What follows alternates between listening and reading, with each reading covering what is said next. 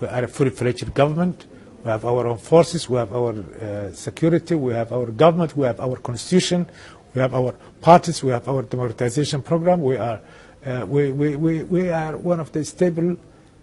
Somaliland is the most stable part, as they say, an oasis of peace in the Horn of Africa now. There's no doubt about it. So what's the feeling in your bones? When do you think Somaliland will be recognised as an independent state? Very soon, inshallah. I hope very much so. But you could go a different route. Why seek independence? You could actually remain part of a greater Somalia and help the rest of the country regain stability and prosperity. The thing is, there is no doubt about it, the fact that we would like to see Somalia become peaceful, stable, like Somalia, like Somaliland, and because that would be to the interest not only of the region and of the world, but also to our own interest. We've got huge numbers of people coming from Somalia all the time, coming as refugees or displaced people, according to the United Nations, to our country, to Hargeisa and to Somaliland.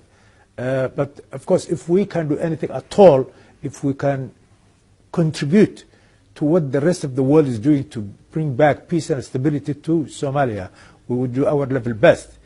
But how stable is Somaliland? You've got your own terror problem. For instance, the leader of Al-Shabaab is from Somaliland. You've had Guantanamo Bay detainees from Hargeisa. It's true, there are individuals from originally from Somaliland who are involved in Shabaab activities. There's no doubt about it. We even, and all the time we are very much on our guard.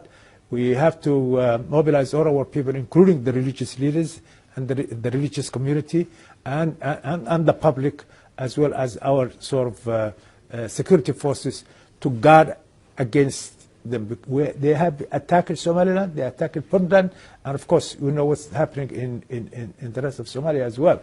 What are you doing, though, to prevent the young people, the young men of Somaliland, be recruited into the ranks of terror groups and militant groups? That is one of the things which we always put our friends everywhere and say we need to employ and to guide and to give encouragement to young people not to feel lost, but to sort of expand education, to expand and give and open up the possibilities of work for them and to engage them in useful activities instead of going with extremist groups, with the Shabab and others. How far do you see the referendum on possible independence for southern Sudan as furthering your own cause?